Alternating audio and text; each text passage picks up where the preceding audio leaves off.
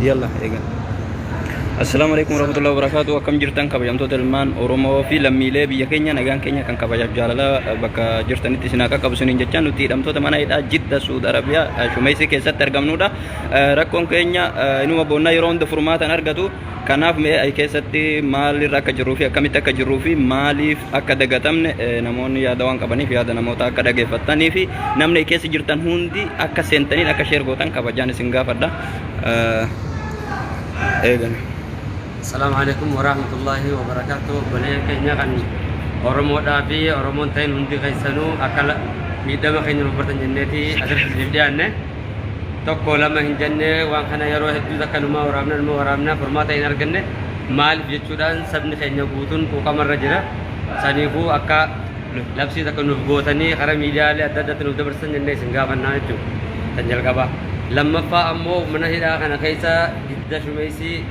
yoo xiqqaatte anuma akka mataa kiyyaatti waggaa takkaa fi ji'a sadaffaa keessa deemu jira jechuudha sanirraan namni kun tokko lamaa miti manni hidhaa kun agartee miti yoo xiqqaatte mana 3,500 malee jechuudha kana keessa lammiin biraa takka illee hin jirtu lammii Itoophiyaa qofa malee namni biraa tokko illee hin jiru kana keessaan maaliif wanni kun ta'uu danda'e jennee ni dalayna waa takka hin jiru jechuudha saniifuu hanga dandeessanitti akka sababa laadhaan nuuf geessan isin gaafanna gamee ay keessatti amma gaafiin si gaafadhu ay keessatti nuti mana hidhaa kana keessa waggaa jirra bakka biraati riyaadiidha namoonni baatii 4-5 baatii muraasa galutti jiranii nuti maaliif as keessatti dagatamne warri keessattu jidda shumeessi jirru kun maaliif dagatamne maal rakkoon keenya imbaasiin asii maaf nu tuffatan jechuun maaf dhufanillee yoo rakkannellee maaf waan tokko nuun hin jenne dhugaa keetii wanni mataa harti gaafii mataa kiyyaa fudhattee jira maaliif yoo kajattu taate osoo nuti as keessatti amataa fi baatii 5 baatii 6 baatii 3 kana malee mana kana keessatti namni irraa gajjiru tokkollee hin jiru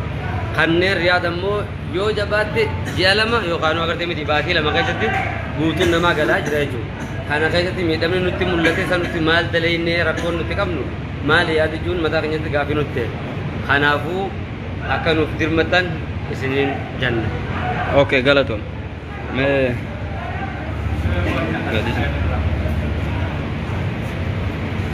السلام عليكم ورحمة الله وبركاته. أكم جرت المدة خيني خنا الدنيا خنا رترجم تنتو كولا مسون جن ما قلت تسبع سبلا موتان أسو ولين قلنا نوتي أراندورا ركودينيا جي أراندورا فيديو ورابنة توري فيديو لين أكسوما يعني الدنيا تنرتي هدودا ديما دورت غارو فيديو نوتي ورابا توريس قدي ركودينيا نتونت تنوتي إبساتشا توري إلى الرافر ما تنرجعني يجور خناف وبوليين كينيا namni sagalee tan agartan namni viidiyoo tan agartan hadaraa rabbiin sodaadhaa sheer godhaadhaa waliin nuugaa maaliif jennaan nuti har'aan tana nama osoo biyya qabu osoo lammummaa qabu mirga dhabnee as keessa sarbamnee cunqurfamu jiru akkasuma obboleeyyan keenya dhukkubsataa meeqa yaala dhabee kan nu biraa du'e qiyaasan qabu reeffi isaa fuudhamee bakka itti darbamu hin beeynu kanaaf nuti jechuu har'aan tana bakka tana keessatti obboleeyyan keenya hedduu miidhamnee dure waggaa tokkoo fi ji'a 4 jira uffata tokkoon jira saabunaan waan bitannu hin qabnu haadha abbaan keenya biyya teenya irra taatee silaa dhufanii nu laalan namni bakka tana nu quba qabu hin jiru ambaasin dhuftee bakka tana nu yaadanu raafuu dhuttu hin jirtu nuti hedduu miidhamu jirra obboleeyyan keenya sagalee teenya tana sheer godhaa wal biraan nu gaa isin hin jenna akkasuma garuu mee komii fakkeenyaaf keessattuu asii fi riyaad gidduu garaagarummaan jiru maali biyyi kunis suudiidha kan itti hunduu itti gallus Itoophiyaadha jechuudha asii dagatamneeti namni maal taatan maalirra jirtan hagam hidhamtan jedhee nu gaafatu hin jiru embaasiin asii maaliif nu callisan maaliif nu tuffatan jechuun akka namaatti maaf nu laalla yoo rakkannee fakkeenyaaf nyaata ragannees haa ta'u waan tokko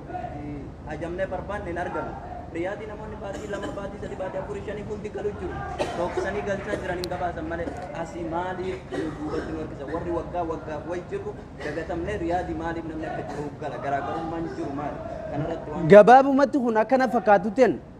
nutiin kun arra maneedhaa kana keessa waggaa fi ji'a 6 waggaa fi ji'a 4 waggaa fi ji'a 3 waggaa takka kan jiru ummanni riyaad irraa galaa jiru kun ji'a 2 kan ramadaana keessa qabame kan amma galu jiru jira sunis nama biyyatti galus Itoophiyaa lamummaan wali qabnuun takka biyyatti wali qabnu takka jechuun namoonni galu jiru sun nuti mirgi keenya dhiibamee kaniif achiin galfamu jiru akkana fakkaateetu nuti ambaasiin loogummaa nurratti oofu jira na fakkaata akka mataa kiyyatti. Loogii guddaa ambaasiin nurratti oofu jira asit dhufee nu laalutu hin jiru akkasuma bifa adda addaatiin as keessa rooroo nurra deemu jirti obboleeyyan keenya har'aan tana nuti kaniif baanee bakka sanatti dubbachuu jirruuf gammachuudhaaf osoo hin taane gadda keenya agarsiisuuf rakkoo keessa jirru addunyaa irratti akka mul'atu jenneeti kan dubbachuu jirru garuu nuti mana hidhaa kana keessatti rakkoo hedduu nurra gahu jiru obboleeyyan keenya meeqa maraatanii jechuu ambara torbatti walii qabu jiran daal keessatti maraataa hin somne namoonni keessan maraatan keessattuu reebichi askarootaatii fi saamicha irra ga'een akkasuma yaadaan xiinsammuun isaanii miidhamee kan biyyatti maatiin jala du'e maatiin jala rakkachuu jiru haala kana kana namoonni maraatan lakkoofsan qabanii akkasuma kan ammas maraatuutti jiran hedduudha kanaaf kun maaliif ta'e keessumattuu maaliif loogiin nurratti hojjetama maaf loogame embaasiin asiitii fi riyaa garaagarummaan jara maali kan asii maallaqaan dhoofsanii namoota keessa galchanii fi namoota hin dhukkubsatan jedhan maqaadhaaf waan akkasii maqaadhaaf waan galee gabaasan kan riyaa garuu otoo hin gabaafne galchuu jira garaagarummaan jechuun loogiin asii fi riyaa gidduu jiru maali moo mootummaa yookiin qaamni dhimmi ilaallatu waan kana quban qabu moo akkami ani walumaa gala quban qabanis ta'e namoonni jala jirtan sheer gootanii qaama dhimmi ilaallatu biran akka nu beektan kabajaan isin gaafanna walumaa galatti akkana fakkaatutti anan buleeyyan kiyya mootummaan riyaadirraa nama kiyya naa galchaa jee ummata jidda jiru ummata shumeessi jiddaa kana keessatti hidhaa jiru lagatu kan balfa qabu waan jiru natti hin fakkaanne loogii kan irratti oofu jiru ambaasin akka dhufee rakkoo nuti keessa jirru nuuf hubatu akka dhufee waan nuti keessa jiru nuuf baru kana wanni yaani nuti qabnu akkasuma waliin ammallee as keessatti jechuun guyyaa muraasaaf akka maatii teenya waliin hin garre nu godhanii turan garuu guyyaa afur halkanii guyyaa walitti qonqoo laganneet ifaa sandeeffanne maatii teenya waliin dhowwu jechuun kiyya bilbila duraan bilbila nurraa hin murree bakki shaanaa ni jirti akka nuti maatiidhaan waliin garre akka nuti bilbila shaanaatti hin godhanne bakka shaanaa mana hidhaa hundarraa cufaniit guyyaa afur halkanii guyyaa qonqoo lagannee sababa saniitiin nuuf deebisanii arraan tana gabbaanee erga ifaan kun nuuf deebi'ee gabbaanee yaada keenya kannannee jechuudha akkasuma viidiyoon ji'a jaha dura meediyaa tanarra deemuu turte sun nuyi nama biraatii miti waan galle seetanii nun dagatinaa nuti hin gallee ni jirra bakkuma san jirra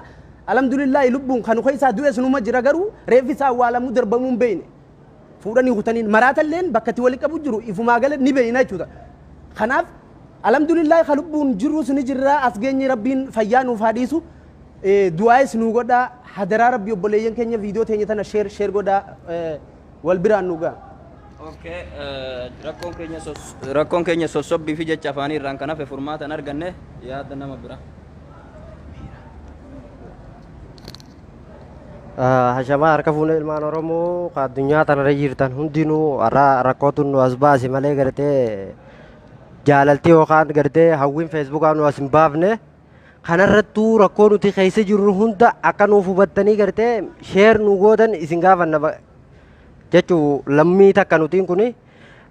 mana hidhaa kana keessa waggaa takkaa fi baatii sadii hin jira riyaadirraa kaasaniiti karjirraa na kaasaniiti haayir na buusanii haayir irraa fuudhanii ni galtan jechuun jidda na fidan si galee kanaafuu namni gartee riyaad bakki irraa galu jiran saniis Suudi Arabiyaadha mootummaa biraatii miti riyaadii mootummaa biroo taatee jidda mootummaa biroo hin taane bakki itti lammiin san galu jirtus gartee Itoophiyaadha mootummaa fudhachuu jirus Itoophiyaadha kanaafuu nuti baatii torba duraas viidiyoo waraabaa turre iyyaa turre jidda namni dhufee jidda dhufne nuti takkaa mootummaa sin agarree ambaasii sin agarree rakkoo meeqa maraataa ambara torba jechuu yookaan lakkoofsa torba maraataa na bira maraate kaniin fuudhee ambara torba geessee maraataan keenya lammiin teenya ta maraatte tachi keessatti dubba waan hin jeetu baduu qabu. Obsi abshiiroo maamiti obsi numa keessaa baana gaafa tokko.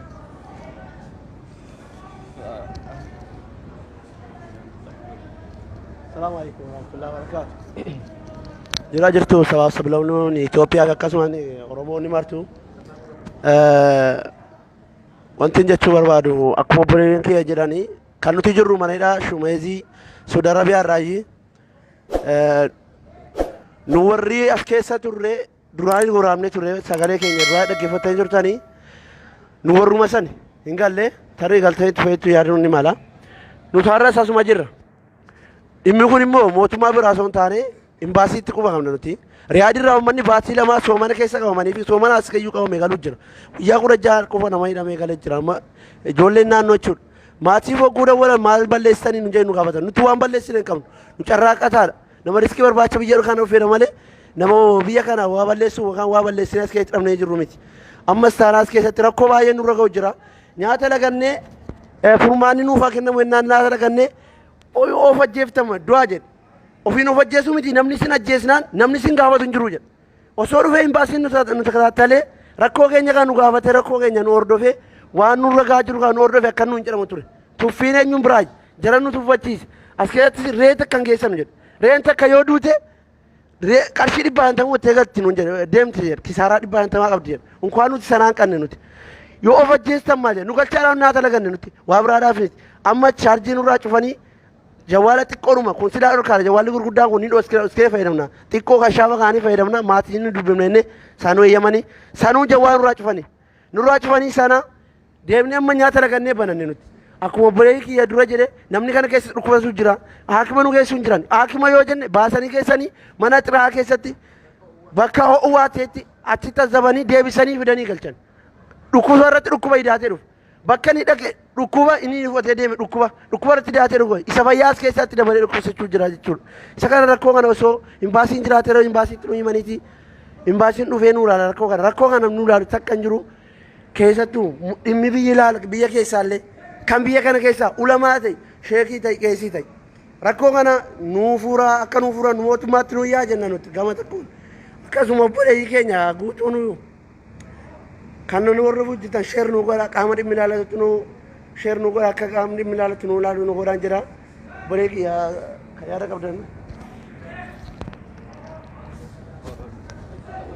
Yaada nama biraa meeqotu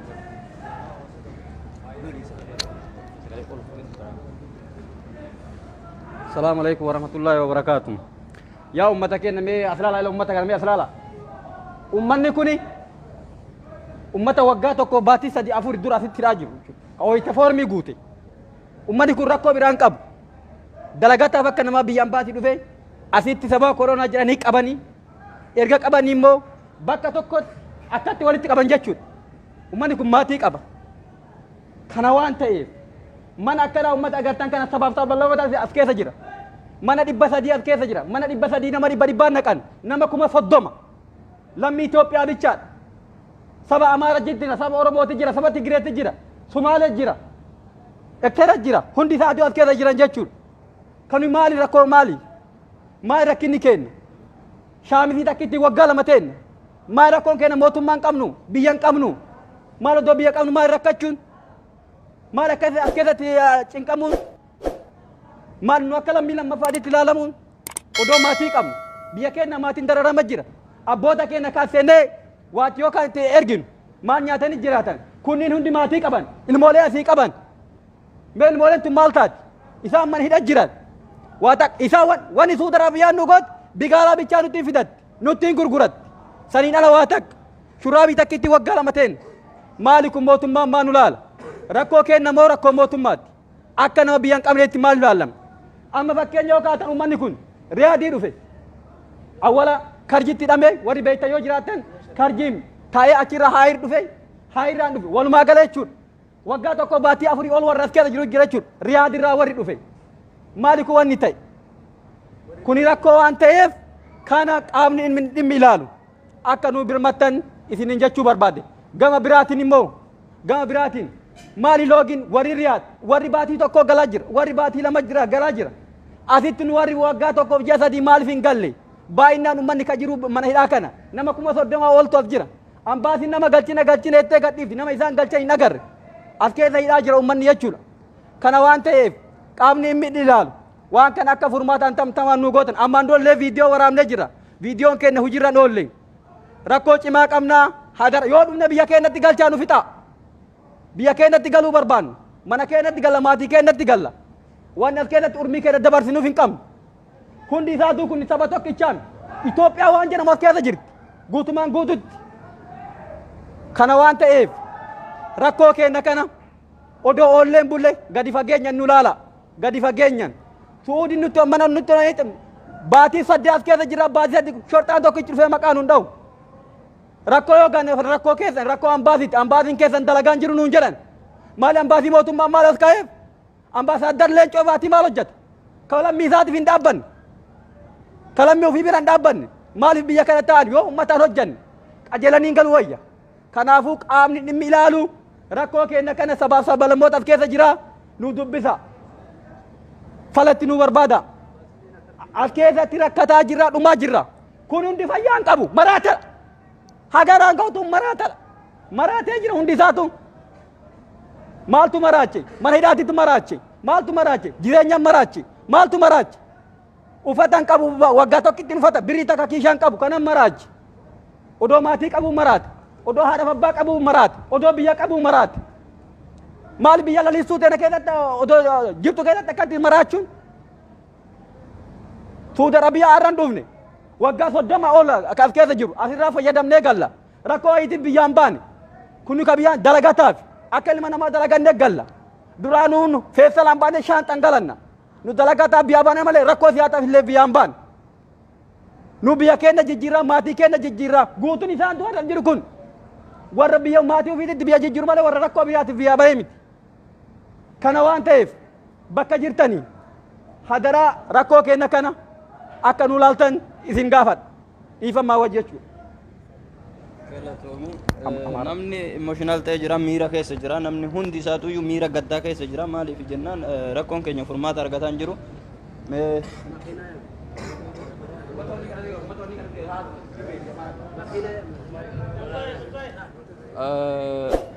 mee namni biraa namni yaada qabdan iski bamaranya nuuru na iski way mali amma amaariffaan haa dubbatanii namoota afaan amaaraatiin dubbatan yaada isaanii akka ibsatan namni jala jirtan hundi keessan hadaraa nam tokko osoo sheerin goone akkas jalaan baane kabajaan isin gaafanna hadaraa lammummaa isiniin jennee jira maaliif rakkoon kun rakkoo keessanis rakkoo keenyas rakkoo bor isinis irras gahuu danda'u waan ta'eef waan dandeessaniin akka gootanii fi akka olii gafacaaftan isin gaafanna السلام عليكم ورحمة الله وبركاته ያው እኛ እንደሚታወቀው ዴልቶና አይደለም በዚህ ጀዋል ላይ ገብተን ቪዲዮ የምንቀረጠው ቸግሮን ነው ማለት ነው። የኢትዮጵያ ህዝብ ችግሩ ምንድነው? ሳዑዲ አረቢያ የሚመጣው የኢትዮጵያ ህዝብ ብቻ ነው እንዴ? ሳዑዲ አረቢያ የሚያዘው የኢትዮጵያ ህዝብ ብቻ ነው እንዴ? ሁሉም ሀገር ዓለም ሁሉ ሳዑዲ አረቢያ እየመጣ እየተያዘ ወደ ሀገሩ ይገባል። የኛ ችግራችን ምንድነው? አመት ከአንድ ወር ያደረሰው አለ፣ አመት ከሁለት ወር ያደረሰው አለ፣ 6 ወር 8 ወር ይሄ 7 ወር 6 ወር ይሄ ያው እንደፊቱ ወር ተይዞ እንደሚገባው እንደዛ ነው የሚታየው ማለት ነው። በአሁኑ ሰዓት በጣም ከባድ ሆኗል ይሄን ማለት ነው።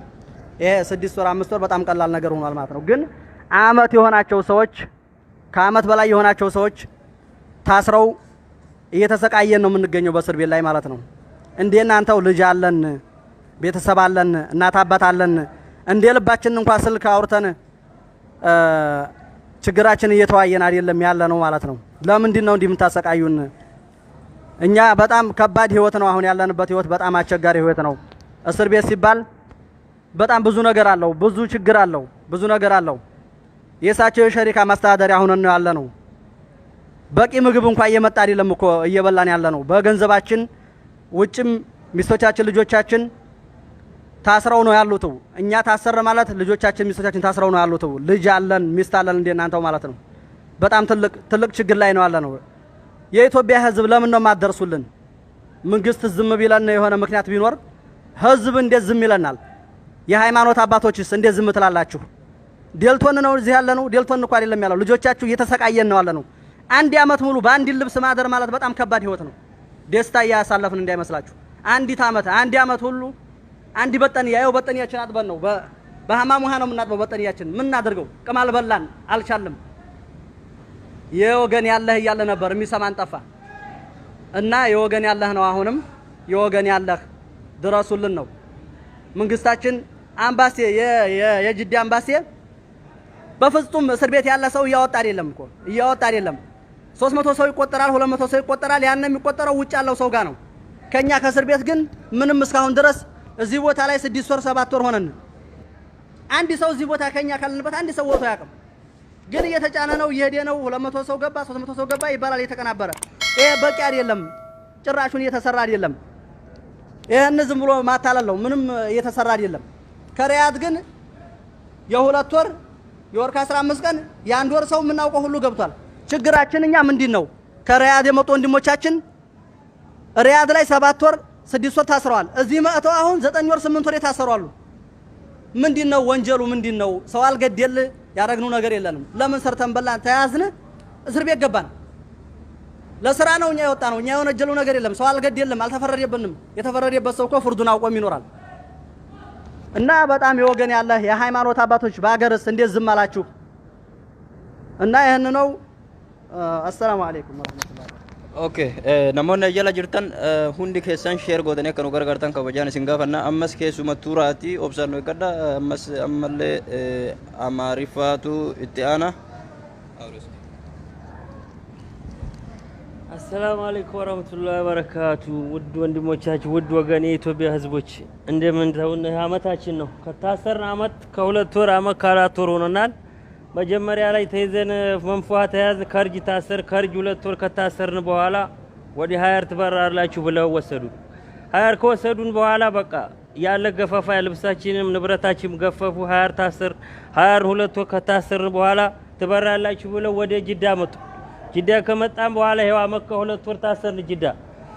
ሪያድ ላይ 5 ወር ካሰር ጅዳ አመት ካሰር ይሄው ምንም ፋይዳ ያለው እስካሁን መንግስትም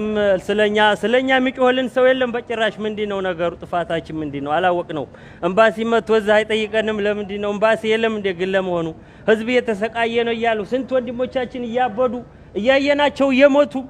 ከዚህ እየተወጡ የሚወሰዱበት አናቅ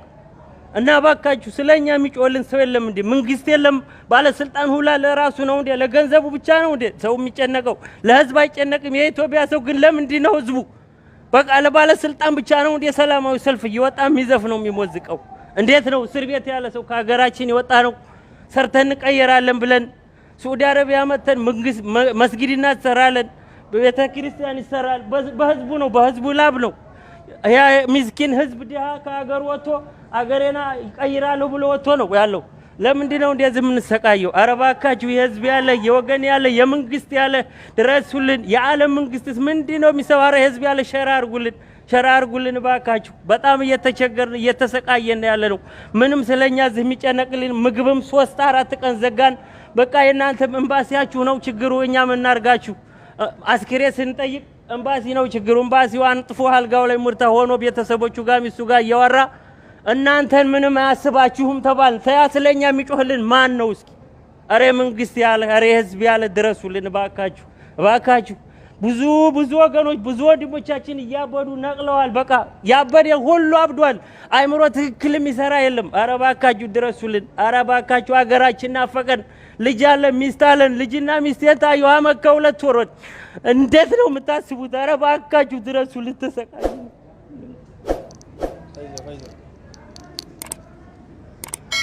السلام عليكم ورحمة الله وبركاته. هيني تاقدناني بجدة علنا. هي تاقدنا بمكانات كاي مهجولكم ببليني أقدنان باري بجدة بريا جدة يا سفر من بالك نبل أمتنا يا سفرنا كثيرة يتانچ سب إكملنا بتكلنا إكملنا إلى ركبه يوستياني أوشان يونا غنا يوستياني بابشان دغنا يا ويلياني عروت وي يشا أكابا يا متيان بايتن إكملنا أركبنان مكيف أدغنا موقتا يكفتبنان أدغنا قزقاز يكفتبنان مجيب بتكلنا بسات كاي بتكلنا مجيب أركبان سبي بالله كاي يولتي تعد لباس يولتي تاني لباس أيدو جيجو إن የኢትዮጵያ ኤምባሲ ቢቢታይ ብለያሽ ቢ ለምንግዝን እነ ሰበይን ካስቃዩ ያነይ ሰላም አለይኩም ወራህመቱላሂ ወበረካቱ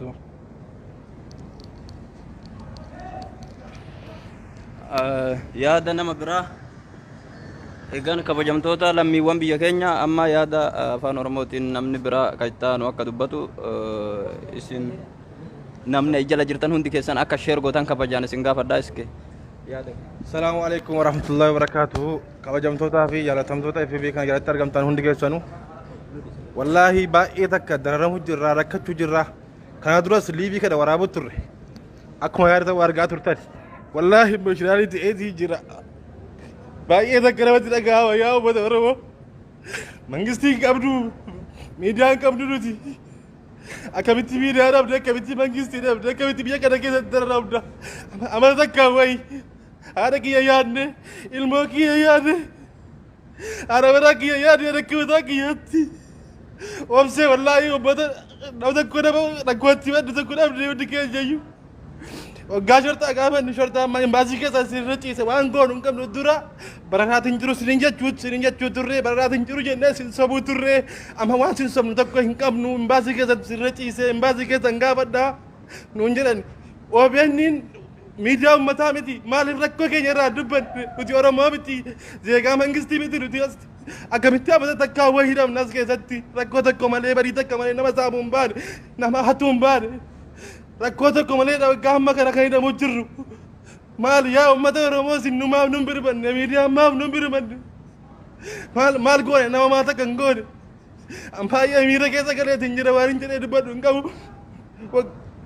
yeroo darbellee ummanni libiratti nu laaluuf turtan galtannu seetan isinillee nuti hin galle asuma jirra nuti ummatuma sani iyyine namatti himan dhabne lammii itti himan dhabnaan dhiisne amma immoo yoo dubbannee fala argine jennee ofirraa dubbachuu jirra yoo dhageessan qaama dhimma ilaalatu nu gaan isin jedha assalaamu alaikum warahmatullahi wabarakaatu abshir ofsi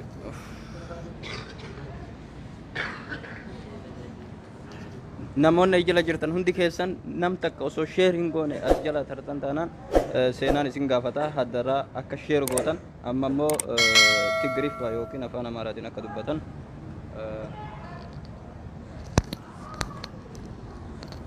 እሺ ሰላም ደውልኩም ተከታተልቲ ኣሕዋትና እና ዝንብሎ ዘለና ኣብዚ ብትግራይ ኦሮሞ መምሓራም ኩሉ ዘሎ እስረኛ ተኣሲርና ኣለና ቢያንስ ዓመት ኣርባዕተ ወርሒ ጌርና ኣለና ብሕማም حمام يحمم له زيغانا حمام يحمم له يموت له يسقاي له لحمم العبد بزحات له تقدر هاي البينهم كلاسيك برام له حميمنا محكمنا ينرخ لنا تفلاليو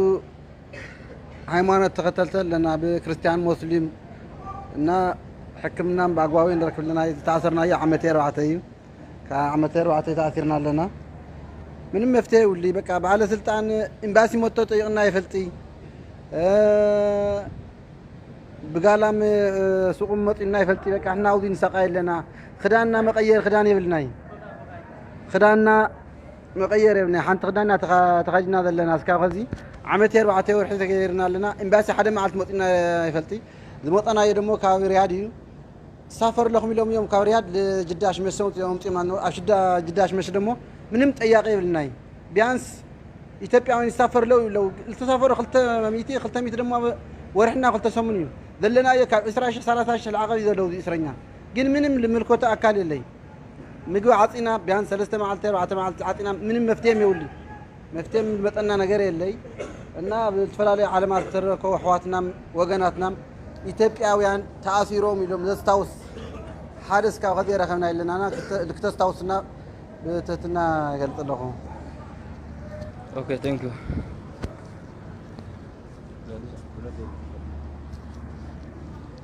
Okay, yeah, that's the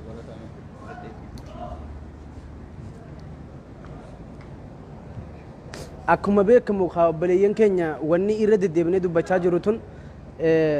rakkuma keessa nuti jirruutu dirree tana nu dhaabee kana nu waywaachisu jira jechuudha. Nuti har'a wanni asitti ibsachuu jiru tun rakkoon teenya tun takkaalamaa miti obboleeyyan keenya rakkoon mana hidhaa keessaa tanaasanii hin qabdu. Nuti maatii guddisuu jirra. Qoofni biyyaan hin baafne nuti dhimmi biraa tanu baasan jirru jireenya fooyyisire jennee baanee rakkoon lakkuun nu taatee as keessatti rakkachuu jirra jechuudha. Walumaa galatti obboleeyyan keenya rakkoon teenya tanaasanii hin qabdu akkuma ilaaltee garran kana waggaa dheeraa viidiyoo waraabu turre viidiyoon teenya akka tana dura waraabu turre sun takka illee tafaayidara nu oolte nagaree namni nu dubbatu hin jiru. Akkuma obboleessi kiyyareefu dubbatee ture san meediyaan OBN waa'ee sila keenyaa maaliif hin dubbanne meediyaa ummataatii miti akkamitti rakkoo ummata kanaa dubbachuu dhabe gizee meeqa yaadallee itti kanninee namoonni ambara biraa keessaa dubbisee ture sagalee teenya takkaa dubbatteen beeytu maaliif loogii nurratti oofe maaliif nu dubbanne ammataa kiyyaa dubbiseetiin deebii nu dubbachuu didanii sagalee teenya hin dubbanne ummata biratti ol kaasanii takkaan dubbanne jechuu meediyaa OBN maaliif Mataan keenya lammii teenya tamaraate. meediyaan Tachi keessatti. waan hin OBN miidiyaa uummataa miti maal rakkoo keenya irraa dubbatti nuti Oromoo miti deegaa mangistii miti nuti akkamitti abada takkaa wayii hidhamnas keessatti rakkoo tokko malee badii tokko malee nama saamuu hin baane nama hatuu hin baane. ለገንዘቡ ብቻ ነው እንዴ ሰው የሚጨነቀው? ለህዝብ አይጨነቅም? የኢትዮጵያ ሰው ግን ለምንድን ነው ህዝቡ በቃ ለባለስልጣን ብቻ ነው እንዴ ሰላማዊ ሰልፍ እየወጣ የሚዘፍ ነው የሚሞዝቀው? ብዙ ወገኖች ብዙ ወንድሞቻችን እያበዱ ነቅለዋል። በቃ ያበደ ሁሉ አብዷል። አይምሮ ትክክል የሚሰራ የለም። ኧረ እባካችሁ ድረሱልን። ኧረ እባካችሁ ሀገራችን አፈቀድ ልጅ አለን ሚስት አለን። ልጅና ሚስት የታዩ አመት ከሁለት ወሮች እንዴት ነው የምታስቡት? ኧረ እባካችሁ ድረሱልን። Mana hidhaa kana keessa waggaa takkaa fi baatii sadii hin jira. Riyaad irraa kaasaniiti, harki irraa na kaasaniiti, haayir na buusanii, haayir irraa fuudhanii ni galtan jechuun jidda na fidan. Digale kanaafuu namni gartee Riyaad bakki irraa galu jiran sanis Suudi Arabiyaadha mootummaa biraatii miti. Riyaad mootummaa biroo taatee jidda mootummaa biroo hin taane bakki itti lammiin san galu jirtus gartee Itoophiyaadha. Mootummaa fudhachuu jirus Itoophiyaadha. Kanaafuu nuti baatii torba duraas viidiyoo waraabaa turre iyyaa turre jidda namni dhufee jidda dhufnee nuti takkaa mootummaa sin agarree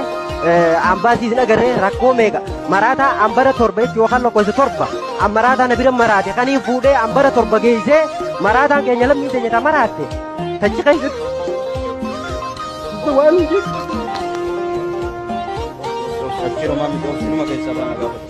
baay'ee takka dararamu jirraa rakkachuu jirraa kana duras liivii kana waraabu turre akkuma yaadata argaa turtan wallaahi bashiraanii ta'ee jira baay'ee takka namatti dhaga'ama yaa uummata Oromoo mangistiin qabdu miidiyaan qabdu nuti akkamitti miidiyaadhaaf akkamitti mangistiidhaaf akkamitti biyya kana keessatti dararaamna amala takka wayi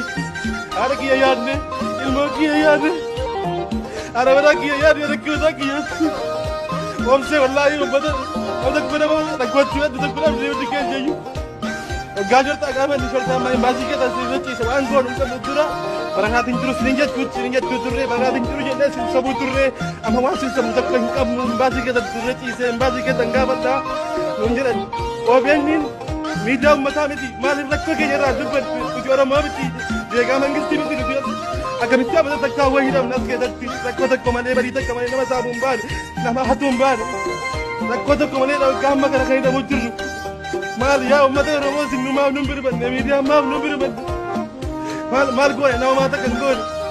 amfaayyaa miira keessa galeetiin jira waan hin jedhee dubbatu qabu yeroo darbellee uummanni liibirootti nu laaluuf turtan galtan nu seetan isinillee nuti hin galle as wajirraa nuti uummatu wantani iyyine namatti man dhabne lammii itti man dhabnaan dhiis amma immoo yoo dubbannee fala argine jennee ofirraa dubbachuu jirra yoo dhageessan qaama dhimma ilaalatu nu gaan isin jedha assalaamu alaikum warahmatullahi wabarakaatu maali loogiin warri riyaa warri baatii tokko galaa jira warri baatii lama jira galaa jira asitti warri waggaa tokko biyya sadii maaliif hin galle baay'inaan uummanni ka jiru mana hidhaa kana nama 30 ol top jira ambaatii nama galchineettee gadhiisi nama isaan galcha hin agarre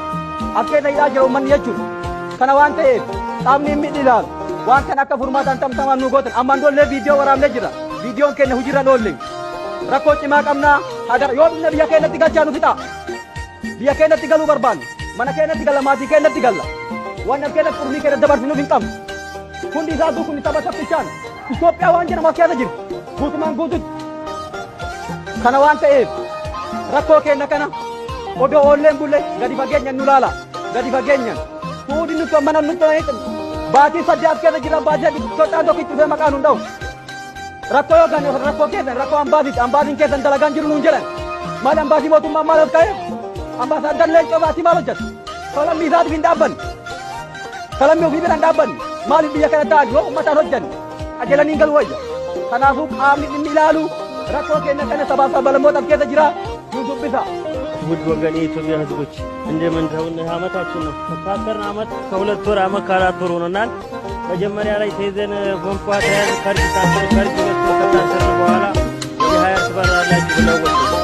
20 ከወሰዱ በኋላ በቃ ያለ ገፈፋ ልብሳችን ንብረታችን ገፈፉ 20 ታሰር 22 ወር ከታሰርን በኋላ ትበራላችሁ ወደ ዲዳ ከመጣ በኋላ ያው አመት ከሁለት ወር ታሰርን ዲዳ ሪያል ላይ 5 ወር ታሰር ዲዳ ስለኛ የሚቆልን ሰው የለም በጭራችን እንጂ አላወቅነው እምባሲ መቶ ላይ ጠይቀንም ለምን እምባሲ የለም እንዴ ለምን በዚህ እየተሰቃየን እያለ ስንት ወንድሞቻችን እያቆሙ እያየናቸው እየሞቱ ከዚህ የተወጡ የተየምብት የሚወሰዱበታል እና እባካችሁ ስለኛ የሚጮልል ሰው የለም እንዴ? መንግስት የለም? ባለስልጣን ሁላ ለራሱ ነው እንደ ለገንዘብ ብቻ ነው እንዴ ነው የሚጨነቀው? ለህዝብ አይጨነቅም? የኢትዮጵያ ሰው ግን ለምንድን ነው በቃ ለባለስልጣን ብቻ ነው እንዴ ሰላማዊ ሰልፍ እየወጣ የሚዘፍ ነው የሚወጡት? እንዴት ነው እስር ቤት ያለው ሀገራችን ወጣ ነው ሰርተን እንቀየራለን ብለን ሳውዲ አረቢያ መሰል መስጊድ እናሰራለን ቤተክርስቲያን እንሰራለን በህዝቡ ላብ ነው ያ ምስኪን ህዝብ ሀገሬና ነው ያለው ለምንድን ነው እንደዚህ የምንሰቃየው? ኧረ እባካችሁ የህዝብ ያለ የወገን ያለ የመንግስት ያለ ድረሱልን። የዓለም መንግስት ምን ነው የሚተዋረ ህዝብ ያለ ሸራርጉልን እባካችሁ። በጣም እየተቸገርን እየተሰቃየን ያለ ነው። ምንም ስለኛ የሚጨነቅልን ምግብም 3-4 ተዘጋል። በቃ የእናንተ ግንባሻችሁ ነው ችግሩ። እኛ ምናርጋችሁ አስክሬን ስንጠይቅ ነው ችግሩ። ባዚዋን አልጋው ላይ ወጣ ሆኖ ቤተሰቦቹ ጋር ሚስቱ ጋር እያወራ እናንተን ምንም አያስባችሁም ተባል። ተያ ስለኛ የሚጮህልን ማን ነው? አሬ መንግስት ያለ አሬ ህዝብ ያለ ድረሱልን እባካችሁ። ብዙ ወገኖች ብዙ ወንድሞቻችን እያበዱ ነቅለዋል። በቃ ያበደ ሁሉ አብዷል። አይምሮ ትክክል የሚሰራ የለም። አረ እባካችሁ ድረሱልን። አረ እባካችሁ ሀገራችን ናፈቀን። ልጅ አለ ሚስት አለን። ልጅና ሚስት የታየው አመት ከ2 ወሮች እንዴት ነው የምታስቡት? አረ እባካችሁ ድረሱልን።